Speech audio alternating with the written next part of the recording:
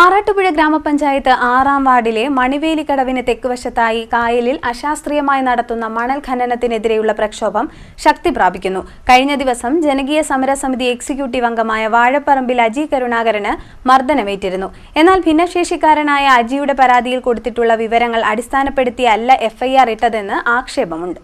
ആറാട്ടുപുഴ ഗ്രാമപഞ്ചായത്ത് 6-ാം വാർഡിലെ മണിവേലിക്കടവിന് തെക്കുവശത്തായി കായംകുളം കായലിൽ അശാസ്ത്രീയമായി നടത്തുന്ന മണൽ ഖനനത്തിനെതിരെയുള്ള പ്രക്ഷോഭം ശക്തി പ്രാപിക്കുന്നു. കഴിഞ്ഞ ദിവസം ഖനനത്തിനെതിരെ പ്രദേശവാസികൾ ഒന്നടങ്കം പ്രതിഷേധവുമായി രംഗത്തെത്തിയിരുന്നു. ജനകീയ സമരസമിതി എക്സിക്യൂട്ടീവ് അംഗമായ വാഴപ്പറമ്പിൽ അജി കരുണാകരനെ മർദ്ദിച്ച സംഭവമുണ്ടായി. ഖനന മാഫിയയുമായി ബന്ധപ്പെട്ട ആളുകളാണ് അജിയെ മർദ്ദിച്ചതെന്നും വധിക്കാൻ ശ്രമിച്ചതെന്നും ആരോപണമുയർന്നിരുന്നു. മർദ്ദനത്തെ തുടർന്ന് അജി കായംകുളം താലൂക്ക് ആശുപത്രിയിൽ ചികിത്സ തേടുകയുമുണ്ടായി.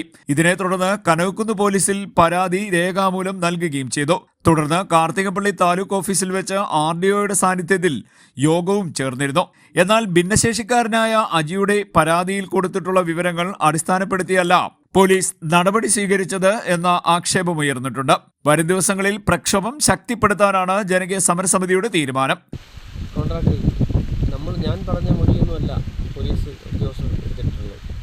അപ്പം ഈ ട്രെഡ്ജിങ് പൂർണ്ണമായും ഒഴിവാക്കണം. ട്രെഡ്ജിങ് പൂർണ്ണമായും ഒഴിവാക്കണം. എനിക്ക് ഭിന്നശേഷിക്കാരൻ എനിക്ക് നീതി ലഭിക്കണം. ഉദ്യോഗസ്ഥർ നീതി ലഭിക്കണം. അതാണ് എൻ്റെ ഒരു ആവശ്യം. ഈ സമരം ശക്തി പ്രാപിക്കുന്നത് വരും ദിവസങ്ങളിൽ സമരം ശക്തി പ്രാപിക്കുകയല്ല, നമ്മൾ ഇനി നമ്മുടെ ജീവൻ പിരിയാളായാലും ഞങ്ങളുടെ സമരക്കാർ അതിൻ്റെ പിന്നിൽ നിന്ന്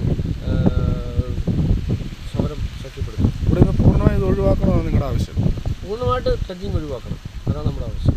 പോലീസിൻ്റെ റവന്യൂ അധികാരിയും പോലീസും ട്രെഡ്ജിങ്ങുമായി ബന്ധപ്പെട്ട് ആ ഒരു സബ് കോൺട്രാക്ടർ ഉണ്ട്, അദ്ദേഹത്തിൻ്റെ സാന്നിധ്യത്തിൽ നിൽക്കുന്ന സംഭവമാണ്. എന്തായാലും ഞങ്ങൾക്ക് പൂർണ്ണമായിട്ടും ട്രെഡ്ജിങ് ഒഴിവാക്കണം, അതാണ് നമ്മുടെ ആവശ്യം. ഈ നാടിനെ ബാധിക്കുന്ന ഒരു വിഷയം. നാടിനെ പ്രദേശവാസികളെ എന്ന് പറഞ്ഞാൽ ജോലപ്രദേശമായതുകൊണ്ട്